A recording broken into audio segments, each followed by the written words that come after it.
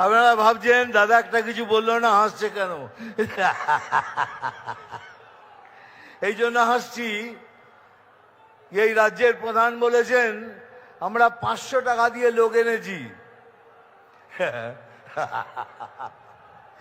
500 টাকা দিয়ে এত লোক, বাপরে বাপ। তাহলে ভাবুন আপনি 1500 টাকা দিয়ে কত লোক আনেন। আমরা 500 টাকা দিয়ে লোক আনি, আপনার 1500 টাকায় লোক জমে না। এই জন্য এই ভাতা ওই শ্রী এইসব দিয়ে লোককে টুপি পরিয়ে এখানে নিয়ে আসেন। এই জন্য আসছি, আরো আসছি আরেকটা কারণে। উনি বলেছেন কি আমাদের গলায় দড়ি দিয়ে মরতে।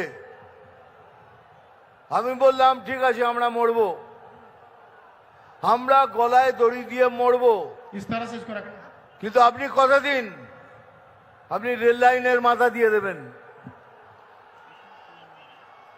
আপনারা সবাই রেল লাইনে মাথা দেবেন, আমরা গলায় দড়ি লাগিয়ে ঝুলে পড়ব। এই জন্য আসছিলাম। এই ধর্ণা দিয়েছেন কিসের জন্য পড়ে জানলাম। একটা লোকের 389টা ছেলে মেয়ে, একজনের 389টা ছেলে মেয়ে, একজনের 310টা। উনি ধর্ণা দিয়েছেন তুই 400 করিসনি কেন? আমি এসআইআর নিয়ে লড়ছি, 389 থেকে 400 করিসনি কেন? কেন সুপ্রিম কোর্ট বলেছে এটা অসম্ভব, বৈজ্ঞানিকভাবে অসম্ভব। ইনি 389 জনের বাবা। তা আমি সেই বাবার সাথে দেখা করতে চাই, আমি ওনার পায়ে হাত দিতে চাই কি দাদা আপনি কি খান, আপনি একটু দয়া করে বলুন আপনি কি খান। একজনের 310টা ছেলে মেয়ে, আমি তার পায়ে হাত দিয়ে বলতে যাই দাদা আপনি কি খান। ওই তাদের জন্য উনি লড়ছেন, এটা ভাববেন না আপনাদের জন্য লড়ছে। ও 310 কেন 325 হয়নি, ওই জন্য লড়ছেন। সুপ্রিম কোর্ট বলেছে এটা অসম্ভব, বৈজ্ঞানিকভাবে এটা সম্ভব নয়। তাহলে 389টা যার ছেলে মেয়ে, একটা মৌজাতে তো 600 সিট থাকে, 600 ভোটার, ওই একজনই আমাদের হারিয়ে দেবে। ওই একজন 389টা ভোট দিয়ে আমরা হেরে যাব। আর এত হাসি পায় যখন উনি বলেন 1 মিনিটের মধ্যে তোদের কেটে শেষ করে দেবো। বলে আমি আসি বলিয়ে বাঙালি হিন্দুরা বেঁচে আছে, এই তো 1 মিনিটের মধ্যে সবাইকে জড়ো করে তোদের ফেলে দেবো। সেই জন্য খুব হাসি পাচ্ছে আমার। আপনি 1 সেকেন্ড এত সময় নিচ্ছেন, একটু বলুন না পুলিশকে নিরপেক্ষ হয়ে যেতে। 30 সেকেন্ডের মধ্যে খেলা শেষ করে দেবো।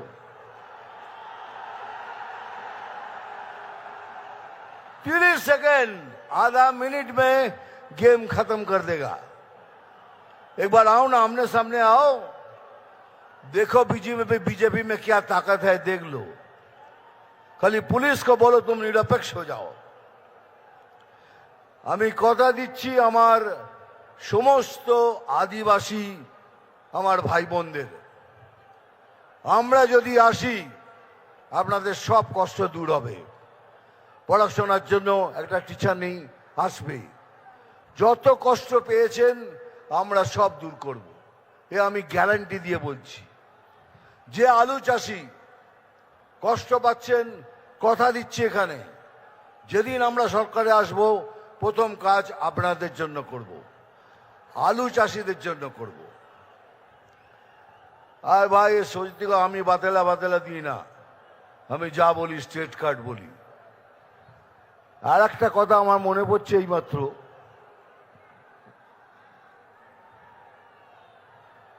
মানে যত ধরনের মিথ্যে কথা উনিই বলেন। আমি বলি কি, উনি 10 জন পলিটিশিয়ানের মধ্যে ভারতবর্ষের উনি একজন। সবাই আমার উপর রেগে যেত, কি করছো দাদা, উনি একটা ফেইল্ড পলিটিশিয়ান, উনি একটা বাজে পলিটিশিয়ান, আপনি ওকে 10 জনের মধ্যে একজন বলছেন। তার কারণ আছে রে, কেন বলছি। উনি জানেন একটা সমাজের মেরুদণ্ড ভাঙতে কি লাগে। প্রথম হলো শিক্ষা, দ্বিতীয় হলো কার্য। উনি শিক্ষা ব্যবস্থা এবং কার্য অবস্থা দুটোই শেষ করে দিয়েছেন। একটা সমাজকে ভাঙার জন্য এটাই দরকার। সেই জন্যই আমি বলেছিলাম 10 জনের মধ্যে একজনে উনি।